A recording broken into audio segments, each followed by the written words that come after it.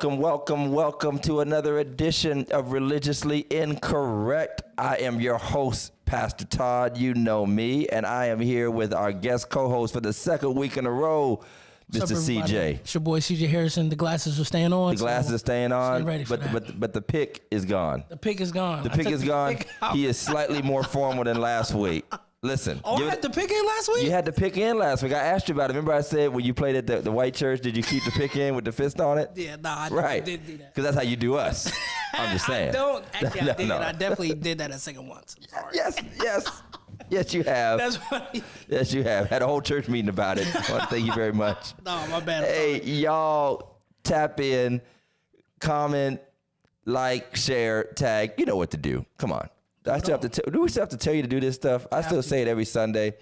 It's like the new standardized greeting. That's the new standardized greeting in the online world. Hey, y'all, like, share, tag, hit the follow, right? Share all of that. Do all that stuff. Yeah. You know what I mean? And then as soon as I say share, one dear sister or another hits the join broadcast button. And they said, right. No. Ethel Jackson would like to join your broadcast from Tougaloo, Mississippi. I'm like, no.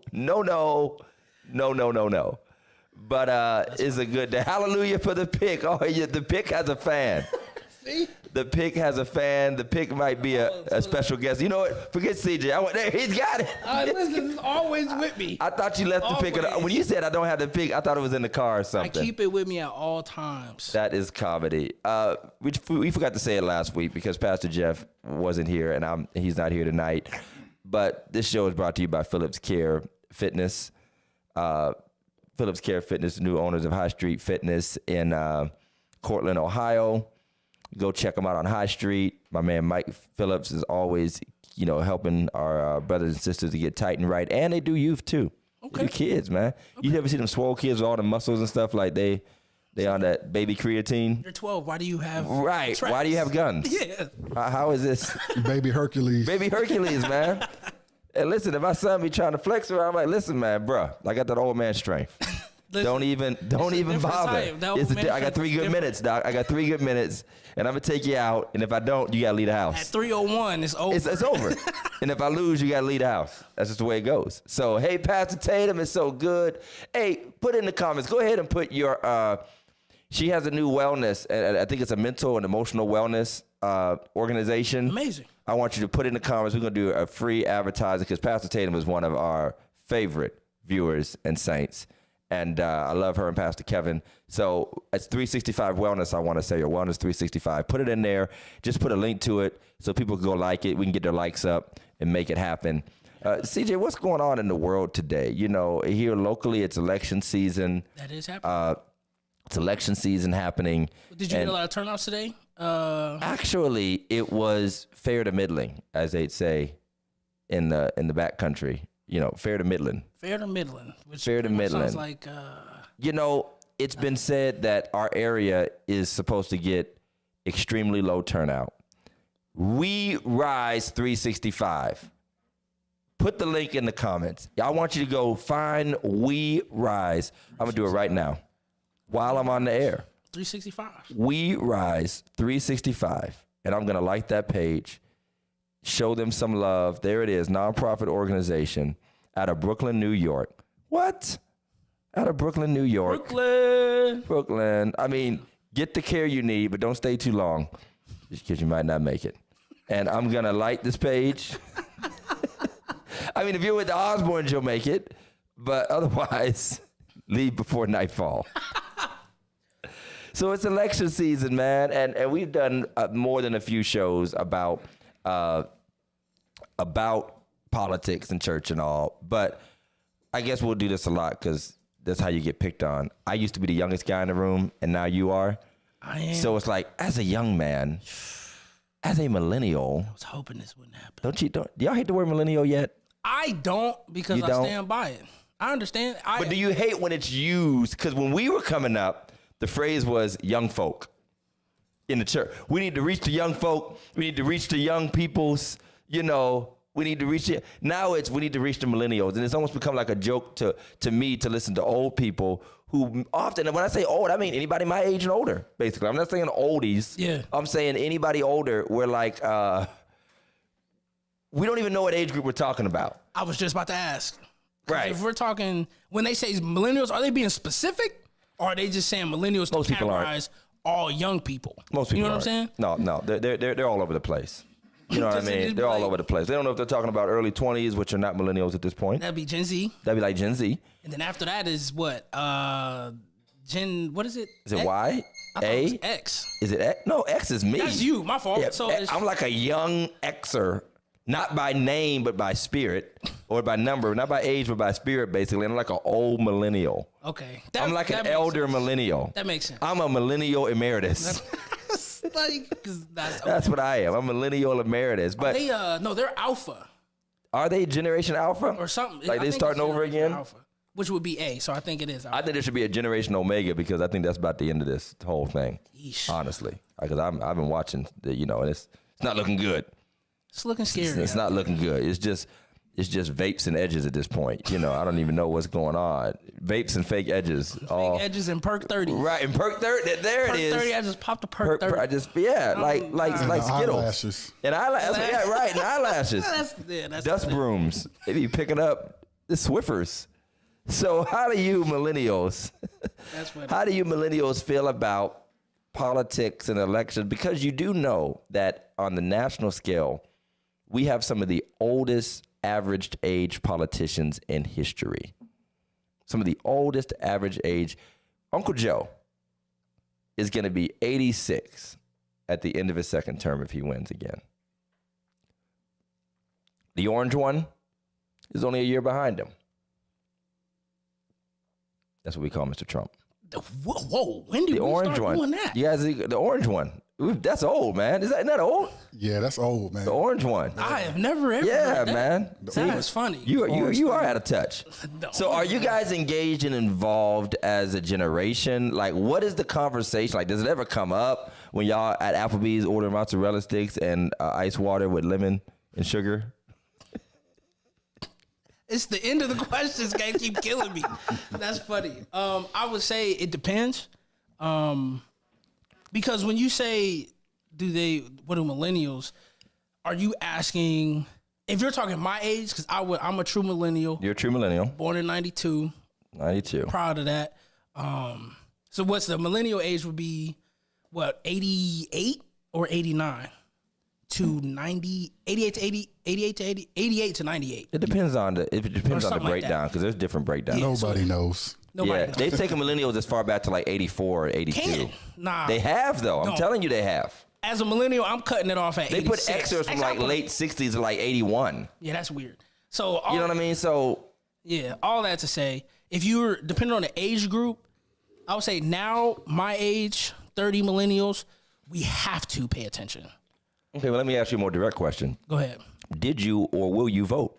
Me, Christian Harrison? Yes. I want everybody to see me. Christian Harrison did not vote. And you will not vote? I probably will not vote. And I'm going to be 100% honest with you and tell you why. I don't believe in putting my input on something that I haven't paid attention to. Wow. And that's just me. No, because these things, that's the most direct answer that I've heard in a long time. Me voting on something that can affect the whole entire community, and I really don't know what it is. That's ignorance. And I've never wanted to operate in that. If that makes sense. No, I feel it. Now, do I have a due diligence to encourage myself to start paying attention? Inform yourself, right? I have to. Okay. I feel it, man. I respect the honesty of the answer. Definitely. Now, one thing that we've run into, and I love Sister Poindexter. How you doing, Sister Linda? I love you. So good to see you again. Her response, why, is the typical our generation and up response, like the elder response. And we're not going to stay on this all day, but it's the elder response. And there's nothing that frustrates our elders more. Congratulations, you will be educated. See, I knew it was something about it. Congratulations. She got me. You will be educated. Okay, so the number one thing is why, and then it's normally followed by, do you know that we bled and died and your grandparents and your forefathers and Martin Luther King died for you to vote? But what you just said is you, as a matter of conscience, you just don't want to make decisions that you're not informed about. Now, I guess a follow-up question to that might be, let's just say somebody like myself. Go ahead. And I just say, hey, Christian, Bill is the best guy. You go vote. Bill's got our interest at heart. I'm plugged into this stuff. I'm Mr., millennial Malcolm X of here. I know who's down for the cause. Would you take somebody's word for it?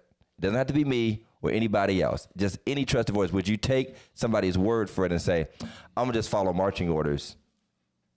Can't do that either. Can't do that either. You know what I think? And this is not the show. I think sometimes we're too principled for our own good. I do. I think we're too principled for our own good. Me and Pastor Jeff. And are you saying our generation? Black people. Okay. Because I think more African Americans think the way you think. That I'm not informed. So that if I'm not informed, it's just not right for me to make a decision. Where other people are like, vote anyway. If y'all tell me this will help me get what I want, I don't have to really know Adam from Eve. If you tell me to vote for Adam, I'm voting for Adam. I think there's a lot of ill-informed voters out there. But I kind of understand why. I get it. I understand the reason why the younger generation is not informed. For one, cable news is a joke. We see what happened at Fox. They don't even have cable.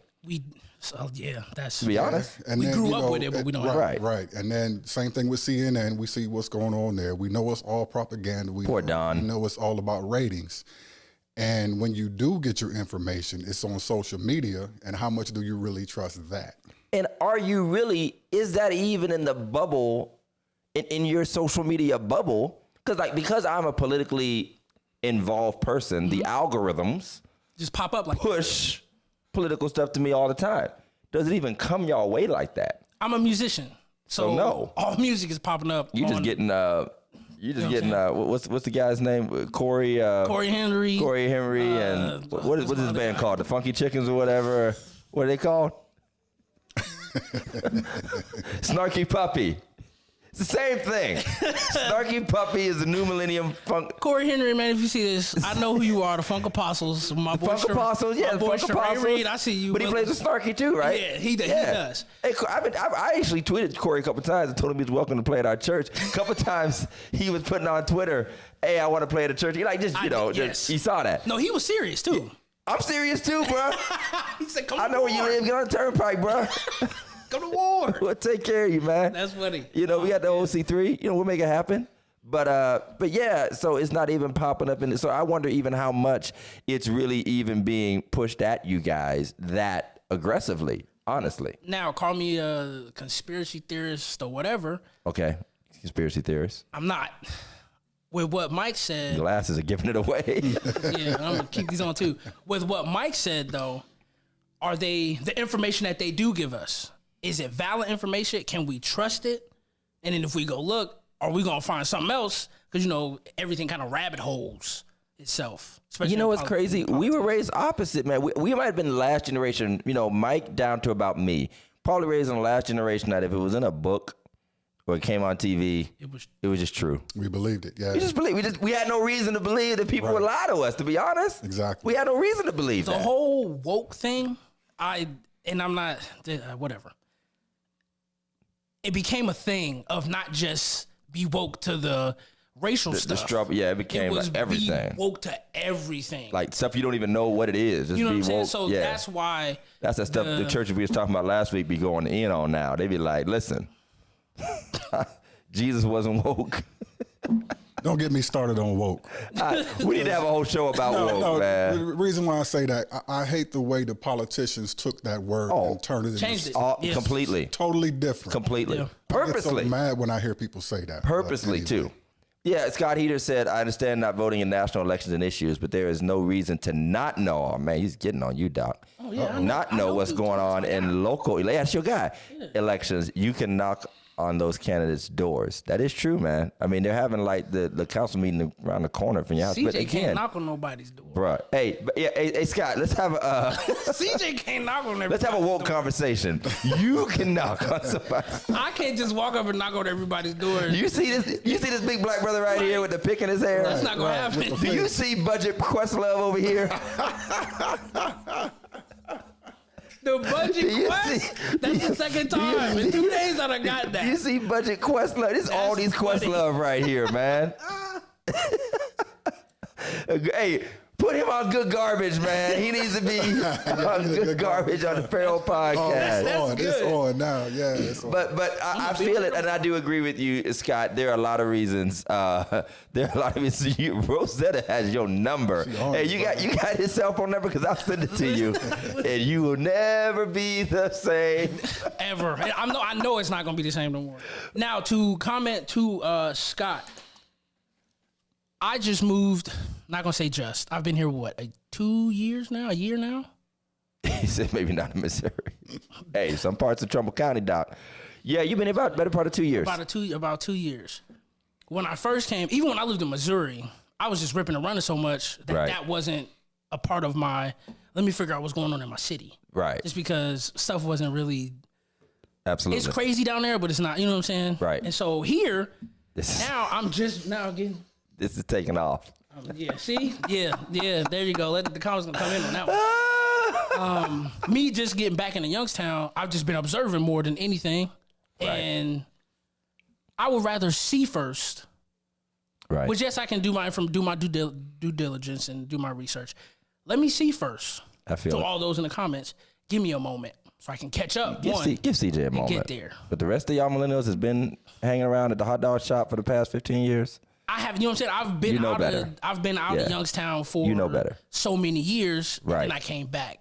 Well, here's my message. Go vote. And you know what? Because of the wealth of information, I'm sure that if whatever county you live in, state, district, go to your local newspaper, type in, candidates, find out the name of the mayor, people, the council people, or whoever might be running. And you know what? Google them. Probably a couple videos out there. Probably some opinions. Figure it out. Last day to vote around this way in Ohio is May 2nd. That's it. There's no voting tomorrow, by the way, because they took away Monday voting. So, yeah, they took away. It used to be early voting on Monday before election. Now it's taken away. Thanks, Secretary of State Frank LaRose. Used to be my friend. Not anymore. But go vote on May 2nd. Find out what's happening. Vote your conscience. Do your thing. I won't do any open endorsements. Maybe I'll do them before I leave the show. Is this a nonpartisan show? I just, yeah. This is a nonpartisan show? No? What are you about to say? You go. I just love when you know people. That's my favorite. Oh, the name dropping? That's my favorite. Yeah, the name dropping. Yeah. He doesn't like me anymore.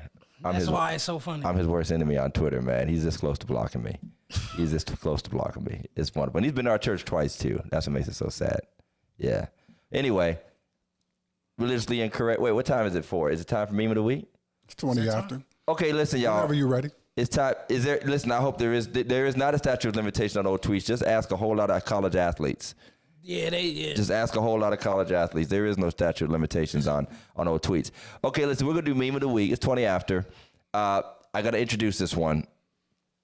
Or do I want to introduce? You know what? Hit the thing and I'll introduce it. Meme of the week. Meme of the week. Welcome to Religiously Incorrect, ladies and gentlemen. Meme of the week. Meme of the week. I don't know what this bachelor picture is. Thank you. Send us your memes of the week. You know what? It was the lady threatening her child with Meme of the week. We are, these are all jokes. We are just playing. It was the lady threatening her child with a spatula during church. Oh.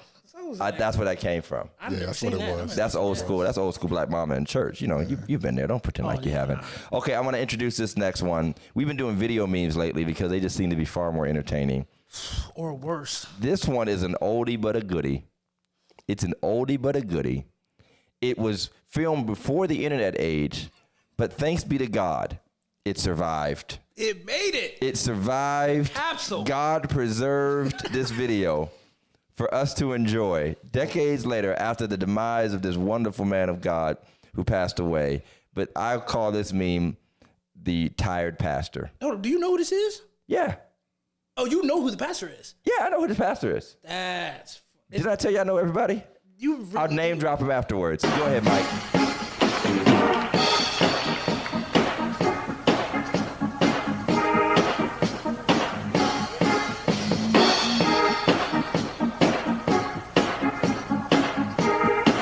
I want to hear I Am God. If you can do that, I Am God. The choir, I know, sings more songs than what y'all been singing up under this tent. I'm tired of hearing this, and I'm tired of hearing the yeah. If I have to hear Sister Pashana, let me hear Pashana, but let me hear it because I heard her tonight, and it was so good to hear her. And she looked like since she's pregnant, she got a greater anointing. Thank you, Jesus. I want to hear something else. I don't care what it is. I want to hear 2 other songs. Don't y'all want to hear something else? Don't sit there and then talk about them. All right. That was the pastor, the legendary prophet Nathan Simmons. Nathan Simmons was like, what's my name? Matthew Stevenson before Matthew Stevenson. Okay. He was like the bold young prophet, Kojic to the bone. But I mean, he was tearing up churches. I mean, dude was a beast. He was a beast. And this video, it was one of the earliest funny church videos. You know, right after Oh Amazing Grace, you know, the guy singing Oh Amazing Grace. And so he got up at the tent revival, apparently of his own church. Apparently of his own church. And he just got up and said, I'm tired of hearing, I'm tired. And we talked about this the other week. You know, I'm tired of hearing these 3 songs. 100%. Sing something else. But then he took it deeper. Then he took it deep. He took it to the next level. He prophesied over a womb. That's the question. While criticizing the choir. He said she's pregnant. She's pregnant, and that's a greater anointing. A greater anointing? Probably. I didn't know that was a thing. I don't know. Could be. I think there's something special about, you know how much we preach about birth and stuff, and which I avoid like the plague.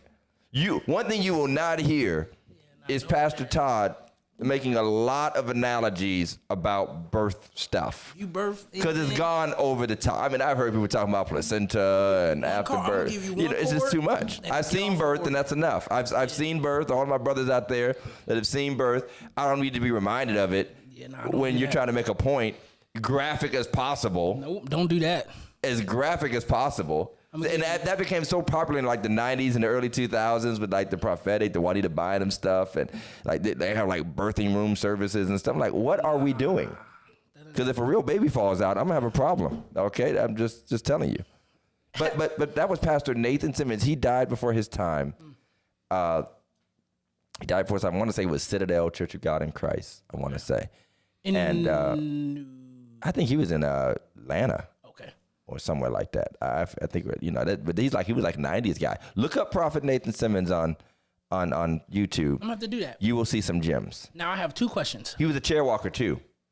Oh. He was a pew and a chair walker. Yeah. That's a rabbit hole. Because you did that one day. And I will again. Thought you wasn't gonna make it. But no. the deacons had you. The Lord which keeps. was good. The Lord preserves. He said, and they right. Yeah. 2 questions about this. Okay. What song is the yeah? Nobody knows. And then I'm trying to figure out what song were they playing? What song was he playing? I don't know the song they were playing because there's more to that clip. There's about 30 more seconds. There's I don't know what song they were playing. I don't know what that is. Can't think. I don't know what the yeah song he was referring to. What that is. Now, unless it was the only one I could think of. It was thinking 90s. It was I got a feeling everything is gonna be all right. And at the end, they do, yeah. Remember, was it Lando Draper's? I got a feeling. Right. That's the only yeah song I can think of. That makes sense. From the 90s. And I'm not talking Kirk, because there ain't no way they were doing Kirk, Not at that. Okay. And then they start playing another song. Yeah. And I don't know that one either. Yeah. Okay. So whatever mystery songs this pastor was tired of, they must have not. He was through. But we established this last week. We all have them. And if I were so bold, one of these Sundays, I might just get up and say, listen, guys, for real. But there's not a song. It's been a while since there were times in the before times where y'all was just where I would have gotten up and said, you know what? All right, let's ask right now.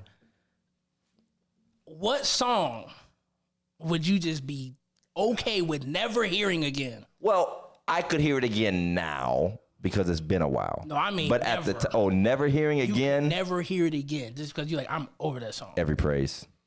Agreed. Every praise. He deserves every praise. Don't get us wrong. Oh, and he deserves it, by the way.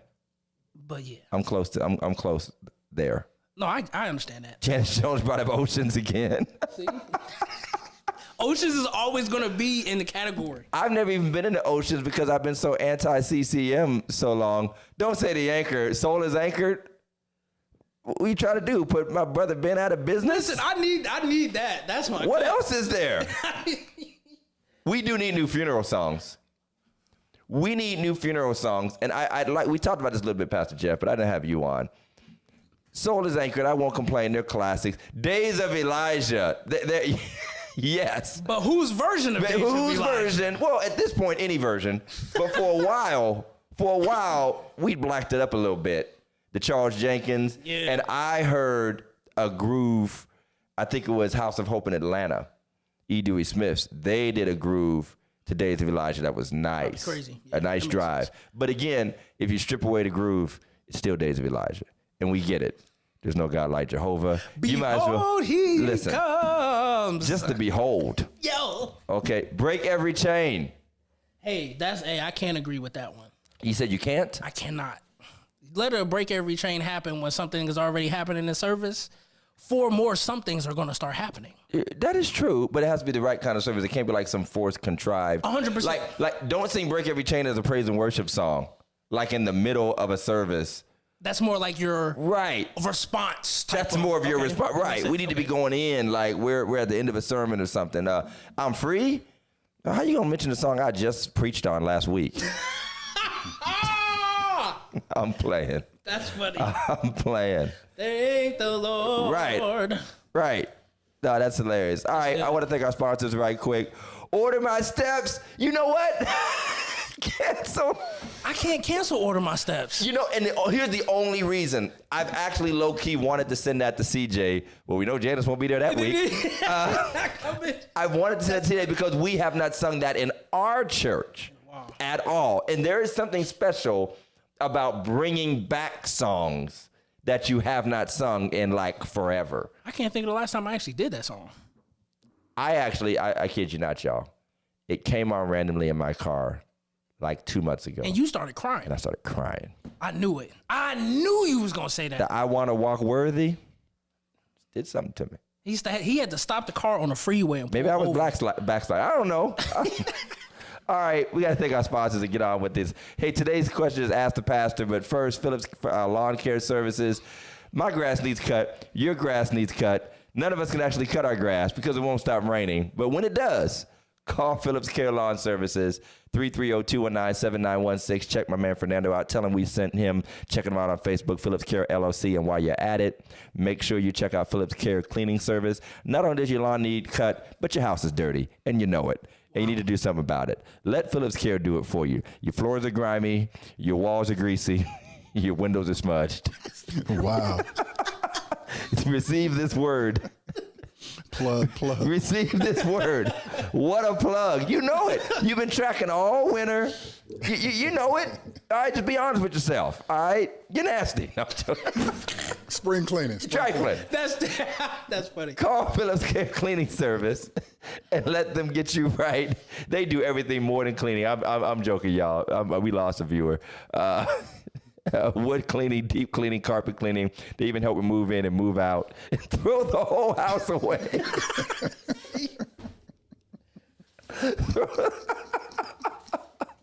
And you know it. You know your house is dirty. These comments is reflecting some things. This is why y'all don't invite me over. Listen, look, This is why people can't come in your front door. You know what's going on. either it's you or you've been to somebody's house. You've been there, man. Needs to get clean. They were like, you want to talk? No, we don't talk right on this porch. stay right here on the first. Can I stay right stop by? Text me. Hey, call Phillips Care. They will get your visitors back again. They get you right. All right. Hey, today's show, we just gonna freestyle it because Pastor Jeff is apparently stuck. Am I allowed to say this or he's gonna get in trouble or something? Because I know how it gets when I be mentioning where Pastor Jeff is at sometimes. He's coming home from his vacation, his birthday vacation. He's been on vacation so long, he turned 50 when he started. He's 51 now. That's how long he's been on vacation. But he and the family are on their way home. And so we didn't want to miss a show. We're going to do another edition of Ask the Pastor. And this is slightly dangerous because I have two people in here. I've got my sound guy and my tech and Big Mike. I've got CJ, my MD. And they obviously get a front row seat to the foolery every Sunday. We about to go in. And they're about to go in. So All my questions are actually nice I know. questions. Mike I wasn't got gonna say that, Elder Carter, but he's just a little under the weather. A little under the weather and getting home and getting settled, I guess you could say. So this is Ask the Pastor, and maybe you can even and this can be anything. This does not have to be, which I'm sure I'm going to get, why you be doing such and such in the pulpit. I'm sure one of those are going to come. All right. Not on my list. But it could be like a Bible question, and I may or may not take it seriously. By the way, let's just be clear. Oh, we know. I may or may not take even your theology questions seriously. I don't have any. This is not school. I don't have any of those. This is not school. It can even be like a life question, politics question, whatever. You know, y'all know I'm in the. I have an opinion about everything. What won't I talk about besides birthing babies? That's the only thing. Spiritual birthings is the only thing I won't talk about is the Holy Ghost placenta or whatever they be Let's prophesying not say about. that again. Don't say that anymore. For the rest of the Listen, your podcast, time is coming, CJ. So you might as well get used to it. All right, one of these days, and it won't be long. That's a natural thing. It's going to be long. In Jesus' name. He says it's gonna be long. We're gonna wait. All right, so we're gonna do a little bit of Ask the Pastor. Give me anything. Okay, Elder Carter, you can't just tell all the business in the comments. I mean, we got to start deleting. We have to start deleting some of your comments. So, Mike, you want to go first, or you want me to go first? No, go ahead. Go All ahead. right, CJ, what we got? So, my first question is, And we may or may not get a special guest tonight. I don't even know if they're just gonna walk in the door and sit may down. happen. We'll see. I'm gonna actually start here just because He has a list. You notice he put out a list. I wrote down questions. Let's go. The first one I'm gonna ask, I've always wanted to ask you: Here we go. why pastoring and not anything else? Meaning, why pastoring and not a full-time politician? Or something along the lines of politician, activist, however you want to see it. Oh man, I honestly believe I could be a full-time politician. Oh, I know you could. But I think I'd be a more dangerous person and probably a danger to myself because I'm too. What's the word I'm looking for? Blunt. I'm too blunt. I'm too cutthroat. But I feel It's like the same reason I stopped playing Monopoly with my family. It's like the reason I'm not a politician is the same reason my brothers and I don't have Monopoly nights anymore. that's funny. But Because that's a it's going to go too far. Like, that's I'm already a thinking dangerous some game stuff. already. I'm not even running for office. I just feel so strongly right now about some of the races that I'm already taking things so personal that I want to ride by somebody's house and throw a tomato at it, including some fellow pastors. Ooh. But you didn't hear that from me. I think I could do well with it. I feel like I do really well. Pastoring is obviously like the thing. It's like you couldn't run from it if you wanted to. Very true. I couldn't. It's just, man, it's just there. But politics is intriguing. And but sometimes, it's deep though too. Yeah, I was gonna say I've never been in close contact with somebody who's heavily involved. Yeah. As you are. So watching you maneuver, I'm like, man. The first time I was told that somebody was basically trolling or stalking, I guess you could say, not just my page, but like our church services. At one point when I was being very politically vocal and like justice stuff. And they're literally looking for things, clips to catch you on. I was like, that's deep. Because really, who wants to sit, oh, that's much better, through a Black Baptist service for anything unless you have a really strong mission in mind? I'm here for my family. Right. I'm here to get dirt on somebody. And That's so, interesting. That's a good one. So I feel like I could, and I'll try to balance it the best that I can. Now I'm so ingrained in this world, Of There's like pastoring no and politics, and you know, politics. especially in a small town like Warren. And there's no escaping it. You have to like move to Mars. That's there's no escaping it. You know. So okay, we have one from Sister Sonia Carter. Do pastors really have food put up by the kitchen committee? Yes. Okay. The I answer. know they do. I know they do. The answer is yes. The answer for me is no, because I don't eat. Most times, I don't eat church food. I never stay for a repast. I was about to say that's a I don't eat. I don't believe in eating funeral food. It's sad. It tastes sad to me. Funeral food tastes like sadness to me.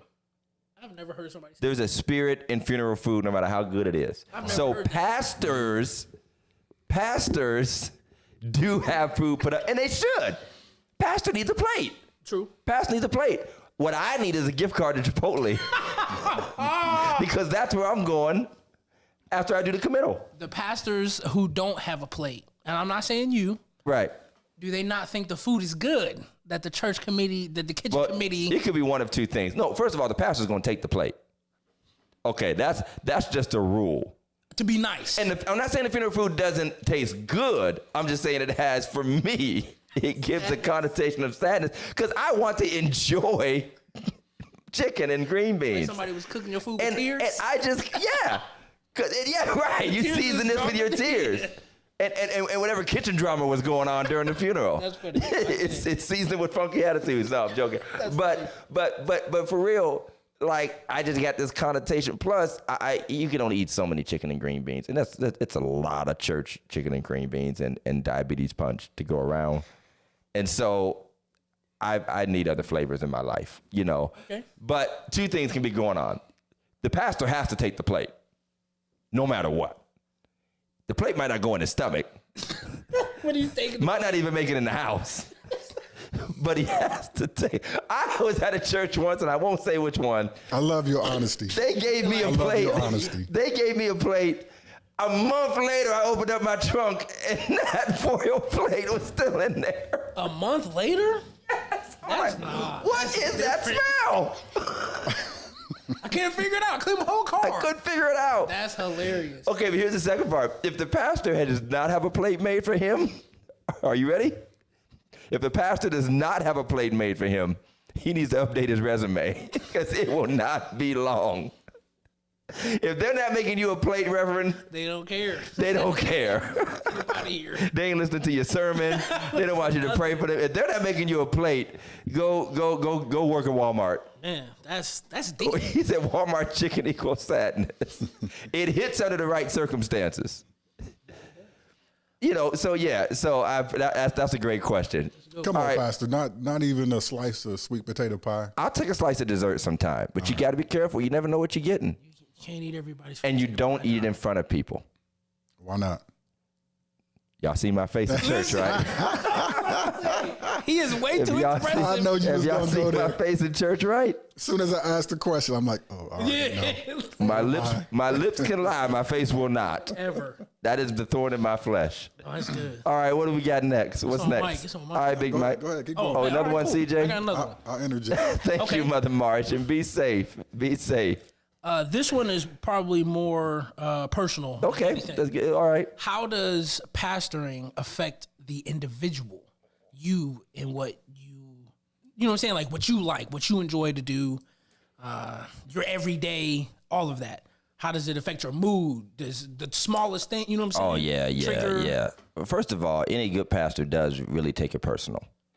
But there are certain, like on an emotional level, there are certain cautions you have to take because it is very easy for pastors and, of course, ironically enough, politicians, so I get a double whammy, of becoming very cynical and even a little embittered because, man, I mean, you run the wild gamut of the highest highs and the lowest lows. Whether it is seeing the wonderful blessing on people's lives to having to bury not only their loved ones, but your own loved ones. And sometimes you go through that wild pendulum, like within hours, if not moments. Like moments. You know, it's crazy.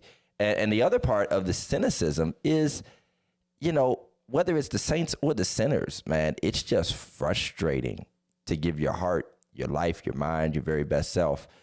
And you could say, oh, just do the work and it's God's job, but you take it personal. Those people that walk down the aisle, you're like, well, come on, y'all. Let's finish the journey. You know what I mean? And then what you're called upon, like in a community sense, you know, when you're around a lot of brokenness, that doesn't have a will to right itself and wants you to write it for them. And that's tough because you see so much that doesn't have to be. And we're like, Jesus is the answer. We really do have the answers, like for real. And you get frustrated because to you, it reminds me, I had a joke about worship leaders that I was gonna put on Twitter. Like, you know how worship leaders get up and like sing a brand new song nobody ever heard before? And they be like, come on, y'all, sing it with me. And we're like, sing what? We've never heard this song before. And they sing the verse one time, like, it's easy, y'all, catch on. Like, catch on. You've been singing this for 3 months in your basement. We haven't. So I have to remind myself that the answers seem easy to me because I'm me. I'm saturated in this. Matter of fact, I'm almost bound by the position to try my hardest to stick to it. Even if that's an ugly truth, but even if my flesh and even my spirit, my sense of self-preservation, nobody likes to talk about that, but my sense of self-preservation, like, I just don't want to be another of these whack pastors that gets talked about, so how about I just do the right thing so I don't get outed, basically. So that's a part of me, but it's not a part of the dude down the street that keeps going to jail. Or the young lady that keeps getting pregnant by bums. And I'm like, I've been wanting to stop the sermon, but like, he's a bum, don't sleep with him. You just want to say, because you're frustrated that you're going to see this cycle. And here's the worst thing. The cycle snowballs into bigger and bigger problems that you're expected to tackle. That's the crazy part. So the young lady you were trying to get to focus on her books and not chase boys at 13, right? They don't follow your advice. They turn into the young lady that has a child, then a young lady who has a child by another guy, there's a child by another guy. That's the same young lady who might need food. And so I'm not picking on young ladies. I'm just making an example. 100%. And then it's just a whole thing. And you're like, man, if you just took my first advice, we wouldn't even be here. But now it's like, now we have like $1,000 problem because young lady needs her rent paid. You know what I mean? And a letter written for her son to get out of jail. And so it's like this crazy thing that we go through and we internalize it. We internalize it. We take this stuff to heart, you know. Yeah. So go ahead. Big Mike, what you got? All right. I'm going to have to set this question up. Set it up.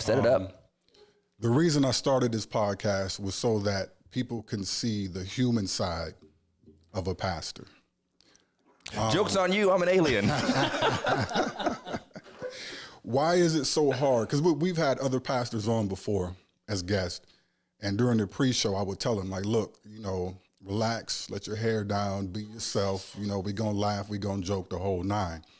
Why is it hard for some pastors to just be themselves at some point? Like, when you see them at home, they laugh and cracking jokes and stuff like that. You know, when you're in church, okay, I get it. But outside of church, why is it so hard for some pastors to just relax and be themselves and show their personality? Because the people won't let us. They say they want you to be human and normal like them, but they can't let go of the position, not just the position you hold, but the pedestal they've put you on. And they're more demanding. One of the greatest revelations I ever had being in ministry and becoming a pastor is that a lot of the toxic traits we attribute to pastors are actually generated by their parishioners. Competitiveness, not being able to unwind and be loose is because the church won't let them. They'll claim they can let them. And one of two ways is going to go bad. Either, number one, they'll judge them mercilessly, or they will treat them way too common than their position deserves. And they'll say, well, because you're just like me, I could talk to you any kind of way. You really don't have any authority. You can't correct me. You can't discipline me, blah, blah, blah, blah, blah. Or it'll be, if you are to, I'll find something offensive about the joke you told. I'll mention how he liked that secular song and how that's not godly and how can you judge me because we're on this stupid, you can't judge me. Stupid. I mean, it's absolutely stupid. I don't even have any patience for it anymore. It's like this so stupid, you can't judge me stuff because you have faults too. And so that is just a toxic reality. Most of the toxic, not most of, but at least a portion of toxic traits that we see in pastors, including the inability to be themselves for real, is because people won't let you. They say they will. Mm-hmm. And then you have to sit there as a pastor and watch a totally messy mess of a person be a mess all the time, and everybody act like they're the realest thing since sliced bread. Mm. So I'll call a name, I'll name drop. Let a Leandria Johnson go out and drink and smoke on a YouTube video, and they're like, that's real. Wish we had a pastor like that. Let them catch me listening to a Stevie Wonder song, and I'm going to hell and can't preach to them anymore. It's insane.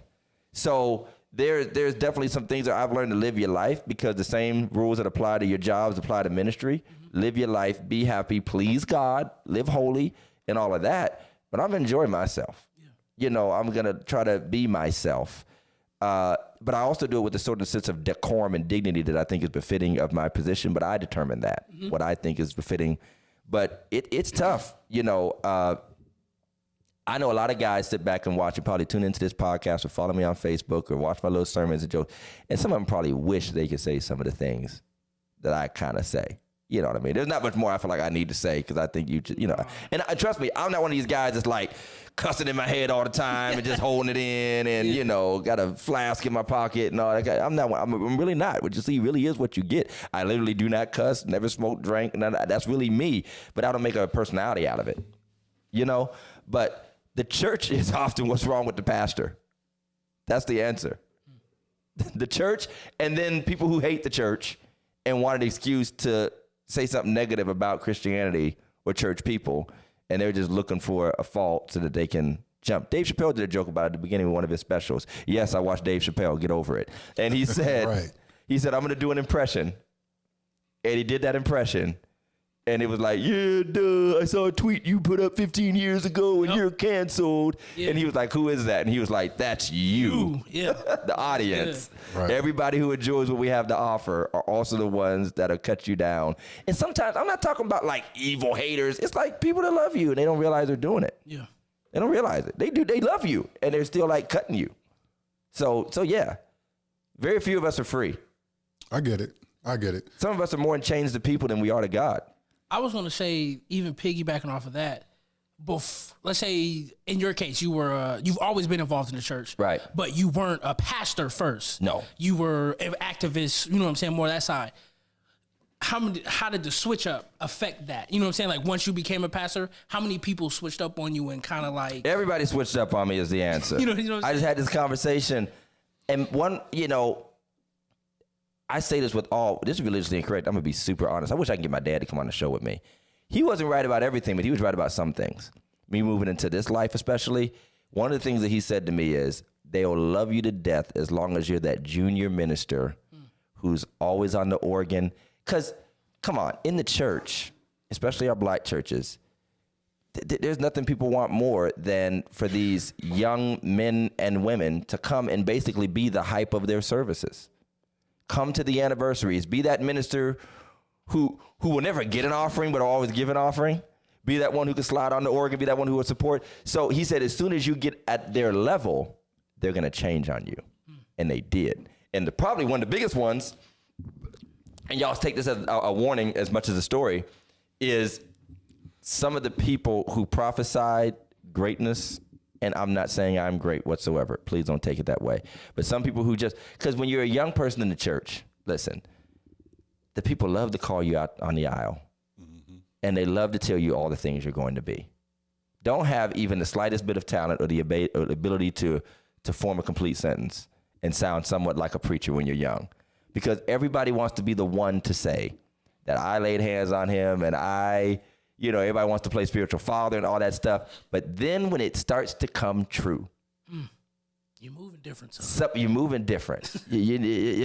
Be humble, like out of nowhere, out of absolutely nowhere. Nothing stings you more than someone just shouting "be humble" at you for no reason. And I'm not saying you don't appreciate good wisdom, but it's obviously a dart. It's like you couldn't be more obvious, because some people don't realize. Because again, some of my wonderful sainted people who really genuinely, like in their hearts or on their faces and praying for me, they're saying that because they see the dangers of life and other things. Other people know it's one of those shots you can take that is impossible to defend. Because once you call a younger, outspoken person and even insinuate they're not by telling them to be it, that will mess you up. And how do you can't even respond. You can't respond. You listen to the sermon today? Worship is my reflex because the response. That's good. That's good. But that was pretty good too. That was good. God gave me That that was last good. night, and I was like, good night. Yeah. Good night on that. Oh, that was good. But anyway, yeah, it's take me back to the question again. I was piggybacking off of him with the switch up of Switch up. pastors being themselves. Yeah, because here is the grace I had that a lot of guys didn't have. And I was just telling ministers about it after church today. I was saying that I was raised outside of the church loop, which was the best thing for me. So I had a lot of talents, but I wasn't like the young revivalist guy that, I mean, it almost makes me cringe to see it. Like these YouTube videos, these little kid preachers and stuff, it makes me cringe. I hate it. Like, I'm starting to wonder what I will accept as an age for preaching, not because the gifting isn't there, but because of what people do to it and do with it. And so I wasn't allowed to be that. I was out, my dad was out the loop, so I was out the loop. And so interacting with some of my peers in musicals and stuff was about it, but I wasn't like in the in crowd. And so I didn't get a chance to be in the in crowd with the preachers either. So when I switched over, I had a different perspective than most preachers. And I think that's kind of why I moved the way I do. Because I don't feel tied like to loyalty to people like others do. Like people are like, I'm afraid of the Baptist or the Kojics. Or I'm like, all right, you know, I honor you. I love you. I really looked up to them and do. But I don't have like this fear, like they're going to get me or the system's going to get me, because I watched my father operate outside the system so long. It's like that self-made man. Like if you were raised with a self-made father in any work, you know, income, hardworking man, it is really hard to shake you if you take on that persona, you know? And so that's the way I feel. It's really hard to shake you, but I have great honor. But like, I didn't have to worry about like, so the switch up was weird because I realized that there's just a unique difference how people, and sometimes I didn't believe that people were listening to me as seriously and as closely as they were. I was taking things as a joke, or I'm just like, there's a million preachers out there. There's a million people out there saying things. Nobody's listening to what I post. Nobody's watching my Twitter. And they're like, no, they're taking it to heart. People are like, I was offended by what you posted. I'm like, really? Like, I forgot I posted it. That was 15 years ago. Right, it's 15 years. There's no statute of limitations. So yeah, I mean, it's a weird feeling. It's a weird feeling, but I think it's good to be transparent when you can be, because I think other people get free. This is the type of transparency that we've started to experience in other aspects of our society, like addiction and, you know, sexual abuse and all those things. Like the pressure of being a pastor and leading and how you deal with it. I mean, listen, I've sat with guys, and I know Mother Marsha's watching, so I've sat with guys and that weren't raised, you know, and they're like, F them. Literally, we're just having dinner, you know, or with a group of preachers. That's how they feel about the congregations. Like, they're so embittered. They're just like, these blankety blanks. When I get back to my church, I'm like, whoa. Like, I've never had that experience. But that's what's going on in people's heads. And that's why a lot of pastors resort to toxic behaviors. Because they don't have a way to. There's no release express it. valve. Okay. So it's the woman on the side. It's drinking. It's smoking. If you knew how many pastors are weed smokers and gummy takers. I'm sorry, I don't mean to laugh. Listen. Because I know it's true. No, If you knew how many, I was out with a crew once, you know, and we like, hey, y'all, let's take a picture. He was like, hurry up, my eyes are turning red. I'm like, yo. And he was goofy the rest of the night. I was like, oh, I ain't been in this situation since high school. That's funny. But it's real because there's no release valve. There's no release valve. And I know it's a lot of pressure of always being on. You know what I mean? So Right. you have to have an outlet. I mean, that's just natural. Yeah. You have to have an outlet. I mean, think of somebody that works 40, 50, 60 hours a week. On the weekends, they go fishing. On the weekends, they get a case of beer and some ice and sit in the garage or Right. whatever the case They got may that be. thing. Everybody has We to have have church. a release. Right. some haven't seen a hookah they didn't love. Thank you, Pastor Tatum. This is realness. Yeah. Some haven't seen a hookah. So here's another funny progression of life you didn't ask me about, but it has something to do with it. Like you talked about the switch up. Yeah. The switch up was gravy like the first 3 to 5 to 8 years. Because the switch up was not just a young pastor, young minister, but I'm young newlywed, firstborn children. You're basically like raising your family and you're the cutest little couple. And, now I'm just another 40-year-old with teenagers nobody cares about. You know what I mean? It's just like, and you've been around long enough for people to get sick of you. So like the novelty It's gone. is kind of gone. Yeah. The novelty, you're just another guy. Some people heard all your best lines or whatever. They've seen the limits of what you can do, at least they think they do. And I mean, that's real too. That's what it's like being a child star. You know what I mean? It's like being a child star, and it's all cool and stuff until you just got to live your life like everybody else. And politics and being a pastor is very similar. There's a liability to longevity.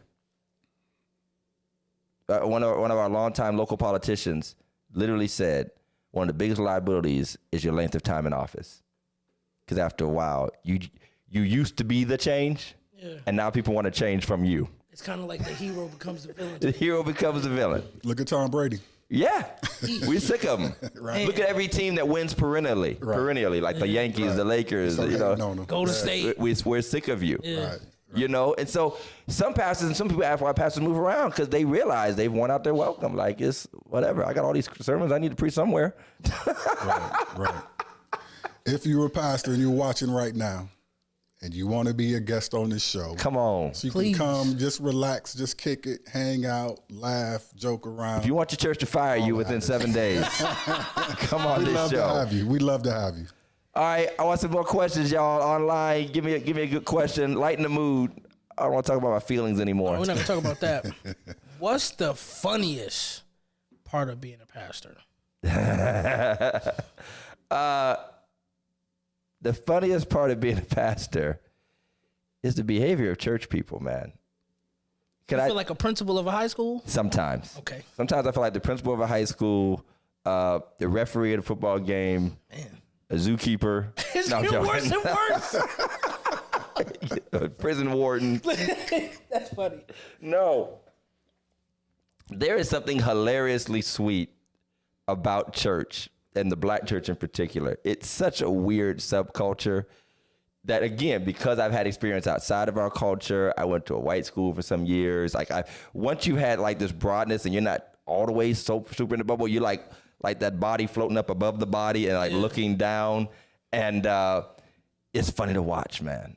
It's funny to watch how serious. You know what I say to myself now? I started calling to my white friends, and I never forget my buddy Steve, who, by the way, big shout out to my buddy Steve Pullis, who was the founder and operator of the Soap Gallery art studio in Youngstown, Ohio, which they had their last hurrah Friday night. They're shutting down, but he did some awesome things. And I met him, and he was actually a worship leader of Believers at the time. I think he was just on, and then he was at Victory for a minute, actually.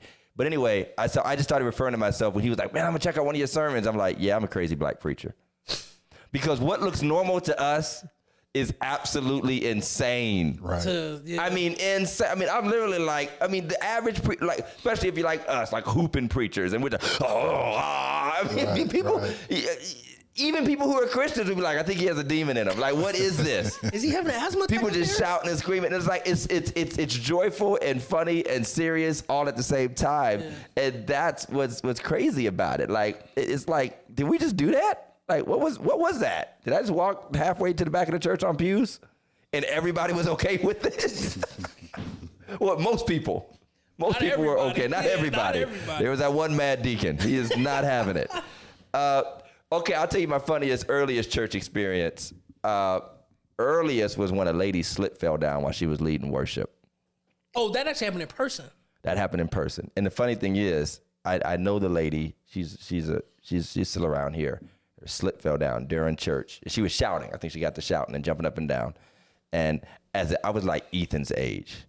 And man, you would have thought the woman was butt naked in front of me. You know what I mean? Because I'm like, underwear. You know what I mean? It's like, it was just hilarious. That's funny. But my funniest church experiences are not one experience. It's a type of experience. And the type of experience is when things just go off the rails. Like, off the rails. Like somebody just goes completely inappropriate at a funeral, or, when something just goes like, what is happening? What is going on, because that's where I'm at now. I'm like, I'm not even, it's never like somebody fell down or a pew broke, or it's never that. Yeah. It's always like a bad sermon or like just something that's just totally out of order. And I'm just like, how is this possible? How did this transpire? How did we get to this place? And then how do I redeem this? Yeah. Because I have to get up. You have to change the whole thing. Yeah. You know, I have to get up after this and try to give some kind of serious That's a thing. good question. Has something ever happened while you were preaching that you wanted to laugh at so bad but didn't? Mid-sermon. Yes. Yes. Something did happen. Something did happen. One of our elders at my dad's church, it was Father's Day. It was Father's Day. And one of the elders at my dad's church was sitting on the front row at Agape. And one of his grandchildren came in and had a baby. And so they came right down the middle row with this baby. And you know how you bring your supplies for the baby, right? They had an entire gallon jug of milk. No, what? And I guess it was formally because it was a giant baby. It was one of those giant babies that you can't fathom how they were born, because it's a big family, you know. And so it's a big, chunky baby and a giant gallon of milk he's carrying down the aisle. And they just plumped down in the front row with this giant baby. And I thought for a second that there was a nipple on the bottle. So you was watching this happen like, please don't. How are they going to feed this baby with this gallon of milk? So did somebody pour the milk? I'm trying to go there. I forget what happened after that. But all I know is my whole mind went to, how are they going to feed this baby with this giant gallon of milk? Because that baby's not about to sit there and hold the gallon. Yes. I'm like, is the baby going to hold it? Is the baby going to sip directly out of it? Because that's a sight to see. Like, what? I mean, I'll never forget that. And it wasn't milk. It had to have been formula. And I was praying to God it wasn't breast milk. You know, I'm just sitting here like, what is going? And everybody was like, this is normal. And I wanted to strangle every usher in the church. Like, how? I never believed in strict usher boards before that. After that, I need some sergeants. You know, yes. Stop. I need the mean ushers that they used to tell you about, you know, and you know. So that was the best. That was the best. That was the best instance. That was the best instance. Scott Heater has a good question. I want to hear Scott's question. Have you had to sit, that's what I think he was asking, have you had to sit as an active volunteering tithing member? Wait, clarify that. Are you asking, am I, or have I had to deal with? Have you had to sit down? I got you. Yeah. An active volunteering tithing member who is not living right or working to their own ends. Okay, I see that's a good question. You know it sounds crazy? No, not personally. Not what you described. But I have had to sit or address issues in the church with, I guess, what you would call valuable or useful people. Like people who are in key roles or serve the function. Like if I sit you down, I'll have to find a way to fill a void, you know, if that's what you want to call it. And so I have had to do that. Is that, now I'll ask from previous experience, is that, and I don't want to say easy, being like, it's easy for y'all to sit people down. How difficult or how much emotion, if you will, goes into making those decisions? Personally, it really does grieve your heart that it even happened, that you're even in it. But can I be honest? Like, a lot of it is just like, why do I have to deal with this? Yeah.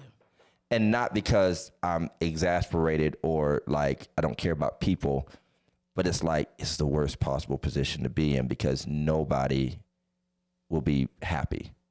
Nobody's happy. Because the world we live in, it's like we live in this world of like grace and you should show grace to such and such. There's another grade, then there's another world side saying you guys let certain people get away with everything. That whole thing. You church people always protect each other. Yeah. Blah, blah, blah, blah, blah. How long is too long? How short is too short? People won't be satisfied with whatever. Explaining it. Who to explain it to? Who has the right to know? all of that stuff. It's so complicated because it's not just a job. It's not just giving somebody points or a write-up or a verbal at the factory. There's so much. I mean, everybody's quoting scriptures at each other. What the Bible says, you ought to, you know, and somebody else saying the other part. Yeah. And it's just like, all right, you know, so it grieves me that it's happening and that the person is going through it. It grieves me, to be honest, that I have to deal with it in such an impossible circumstance, because it really is impossible. I have yet to have one that ended well on all sides. This doesn't seem to happen. I don't care what people say. You can quote all scriptures you want about restoration and the church and the authority of the church. Nobody respects it when it's them. Nobody respects that stuff when it's them. Matthew 18 and go to them. When you're the one with the target on your back, it's the rules change. Yeah. And I got to sit here and not roll my eyes in front of you while you suddenly turn into something else. You know, It's tough. Again, it's that cynicism. You know. Yeah. Mike, you have another question? Yeah, one more. Give me one experience or one instance where something was going on. You knew you should handle it, but you was like, Deke, take care of that for me. Oh. Because I know y'all be doing that. Come on, Deke. I don't do it. Okay. I did have one. Recently. And it had to do with just ensuring the sacredness of the church. And it was funny because people nowadays, we are very exaggerative and hyperbolic. And that just means we take things, and sometimes it's because, again, remember I said I don't always recognize how seriously people take your voice. It's like you ever say something to a kid and make them cry and didn't realize that they were going to cry because they take your voice so heavy. And you're just being a person, a man or whatever. And that 3-year-old, I mean, you ended their world when you said, put that ball down, don't touch that. You know what I mean? You ended their world. But that's how people treat. But I honestly feel like that's become the thing now. And so sometimes the only way to protect yourself is to make somebody else take the hit. Because literally, if somebody has like an idea or something. That's not funny, but it is true, though. Because people are so, okay, here's another Dave Chappelle reference. People really are brittle these days. Very true. Saints. Can't say nothing. Look at the camera. Put the camera on me. Saints. Can't say nothing. Saints. Y'all are brittle. Y'all are brittle and sensitive. And so if you say anything like, hey, that thing you did, please don't do that.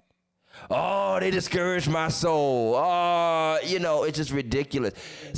And don't here's a really bad one. When someone has an idea and it's just not good.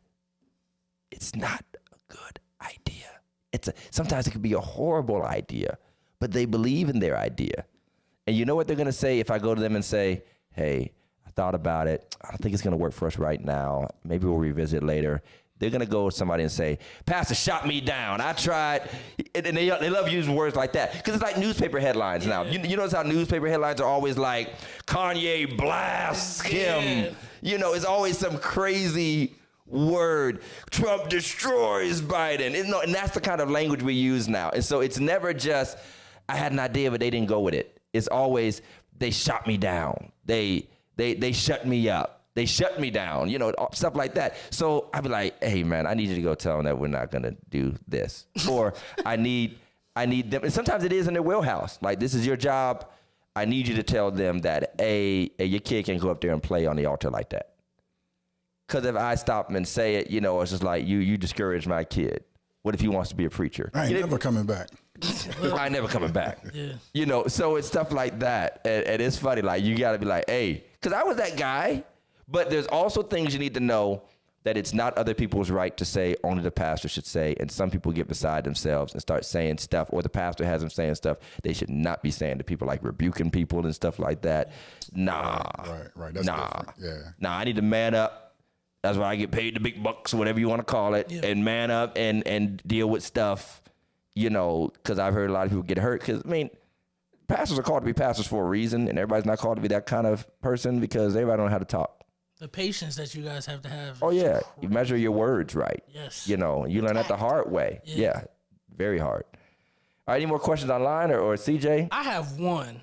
Come on, man. And the only reason I'm asking is because I've always wanted to ask a pastor. Ask the pastor. When you're in the middle of the sermon, In the middle and of I'm it. not saying your kids do this, but when you're in the middle of the sermon and you see your kids doing something that's crazy man. and acting up, Yeah. like how do y'all, and you know you preaching good, and you're like, oh, I want to say something because I see what you're doing right now. But you can't, you don't want to stop the momentum of what you're preaching and how you speak. How do you do that as a pastor and a parent? You're like, Okay, if I'm in the beginning of a sermon, like the quiet part, the beginning, the first third, I might say something or make a motion like, get him. You know, my pops did that one time. My brother was asleep, and my dad just stopped talking, was like, Todd, wake Mook up. And just went back to his sermon. that's funny. Like, wake Mook up. Because it would be hilarious. Right. To see a pastor Now, if just I'm be like, into it, first of all, I'm not really seeing them. They'd have to really be Yeah. crawling over pews at that point. Got you. You know, ridiculousness. But at least two of my children, maybe London and Ethan, were ridiculous when they were little, like toddlers. Like Shamika was like almost driven to depression, like with embarrassment of how much they would cut up. And she had to carry them out. One time she just drove, a couple times she just left the church and drove home. It was like, I'm through with this. Yeah. That would disturb me because after a while, first I would be mad because I didn't understand. I didn't understand, like, well, you can't handle this, you know, that kind of, it's not that serious, just take them downstairs. But then I, like, feel bad for it. I'd be, like, disturbed because I'm up there, like, getting it in, and I feel like we're having this great time, and you're like the devil done got in our child. While the anointing is flowing up here. Yeah, there's a whole demon in my 2-year-old, and he is whipping my wife's tail. Like, the devil is winning that battle. Like, we got the victory up here, but back there, you are defeated. That's funny. Oh, that's good. And those were, we can laugh about it now, but you want to talk about some bad days, boy. Now being on the receiving end because you grew up a PK. Right. Has there ever been a moment where you knew you was cutting up and you knew your dad was watching and he just didn't say nothing and waited? Bruh, I did not have to worry about that. My mother came out the choir stand one Sunday during a song. During a song. And dragged me and my brother out the back of the church. Whooped us. And you know how the song went on forever. Come on. So you're saying she's in the choir singing. She was in the choir singing, robed up. Y'all probably sitting in the front row. Hoyt Street, robed up. Y'all probably sitting in the front row. No, we were in the back. Okay, I was about to say, if she grabbed y'all and walked y'all We were out in the back and from she the front, saw us that's in the funny. back, cutting And up. walked back and she there. walked all the way back there, snatched us both up. Now, did y'all see her coming? We didn't at first. Now, that's funny. No, we she just snuck felt the up on snatch, you. man. She snuck up on us. What was y'all's faces once y'all realized? I don't know. You have to check the tape, doc. They looked at each other like, oh, man. Man, it was it's over. I mean, she came to snatch us both up, tore our, back when you could whoop a kid right in church. And the saints would just keep praising God like what, nothing happening. That's funny. Like there was whole abuse happening in the vestibule, in the coat room. A whole hanger was being used against a child, and people would just be, the discipline of the Lord. Lord chastens who he loves. That's funny. And she went right back to singing. Man. Right back to singing, man. Those are. So I was there. I just take it as payback. Like my kids would give me what I gave out. So yeah, man. Any more questions out there? We're about on our time. This was pretty good. No, yeah. I thank you for being honest and candid with all your answers. It's very human. People, don't forget. I was waiting for him to finish. Let me get on me. Your pastor is a human being first. A human. Superhuman. He deals with things. She deals with things. Whatever it may be. They have their own issues. So take it easy. I'll say it for him. Take it easy on your pastors. Amen. Ask me what grinds my gears. What grinds your gears? I know some of them. Go ahead. You know, We've been doing this podcast 4 years. when it takes too long for people to do things and they're not in their place, that grinds my gears. I am so past people walking up to microphones and podiums and songs not ready to go. Grinds my gears. I'd be like, yo, on your mark.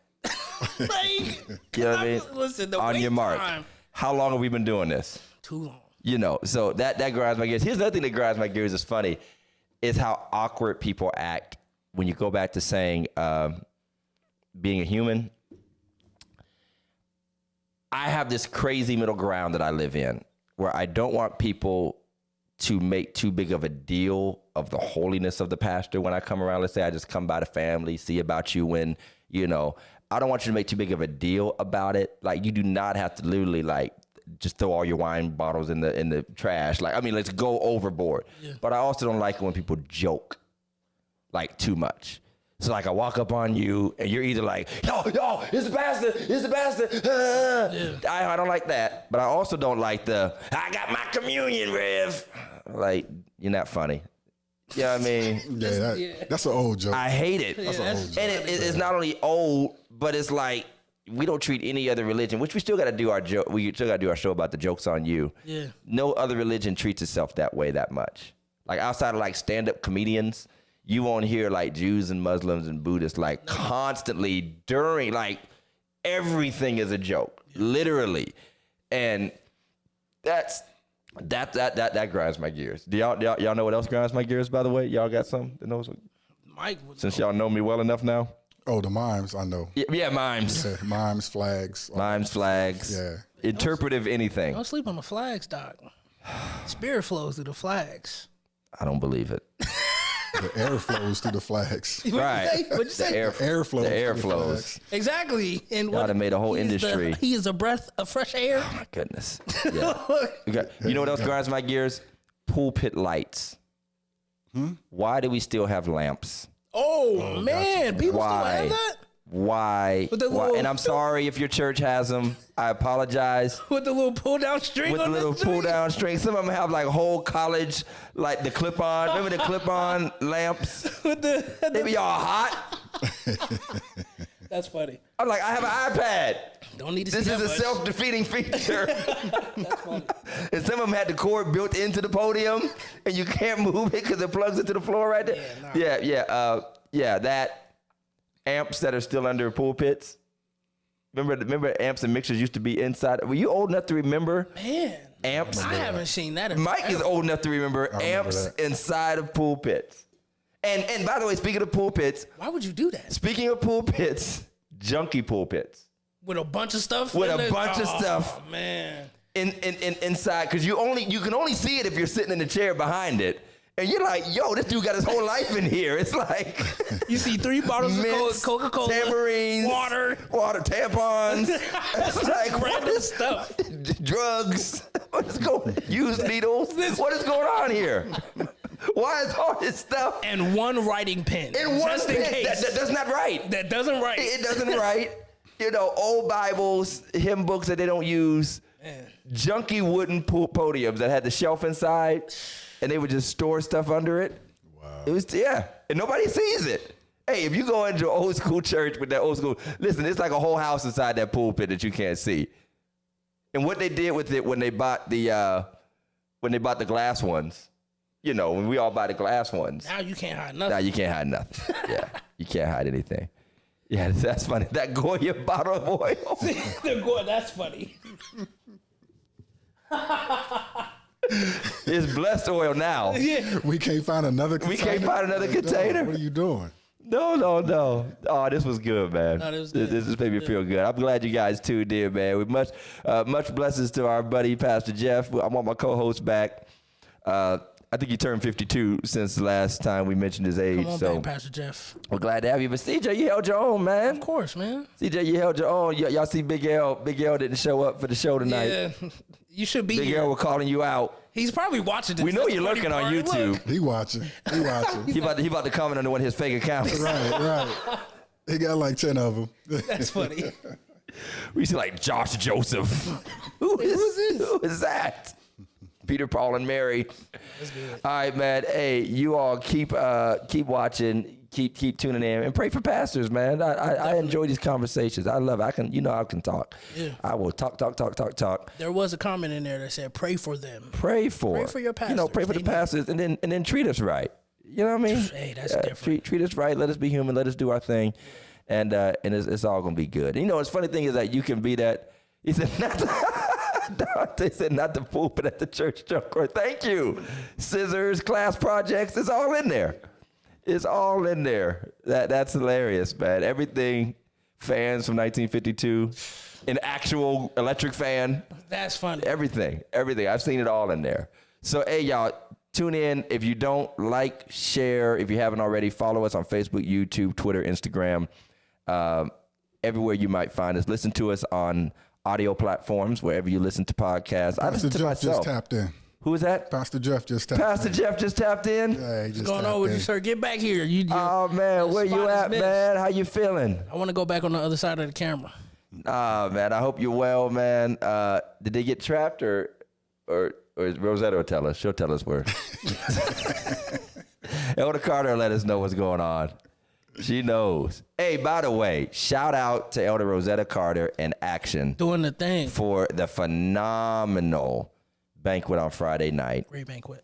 Big things happening in the Valley because of Action, and I appreciate you from the bottom of my heart. I got a chance to be an MC, but just to be there and see everything that's going on. I'm so grateful you're on your way to Warren, Pastor Jeff, to see everything that Pastor Carter has been able to do in the Action team, Youngstown and Warren. There it is. He said he's on his way.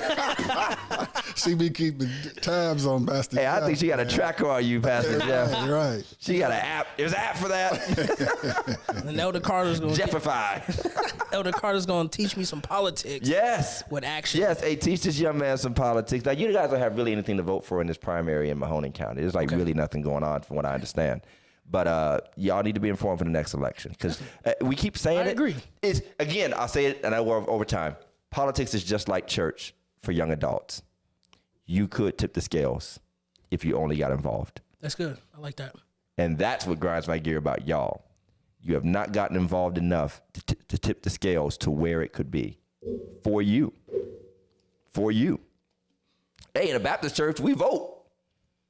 You get about 6 more millennials to join the choir. No robes. It's just that easy. It's just that easy. Majority rules. Majority rules. Do enough. You know, so, you know, and that seems like such a small thing, but that's an example Or just a change. of like somebody got their way. You need to be determined to get yours. I don't mean to sound like towards the church or anything. Please don't take that the wrong way. But I'm just saying that as an example. Yeah. That's how you get your way. Literally getting involved and getting that critical mass. And there's more of you than there is of the rest of us. That's it. That's literally a fact. In every area, there's more of y'all than there is of us. Why you're not tapping into that power?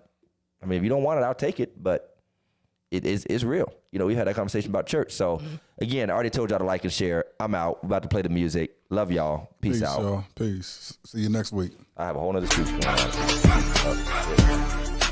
on.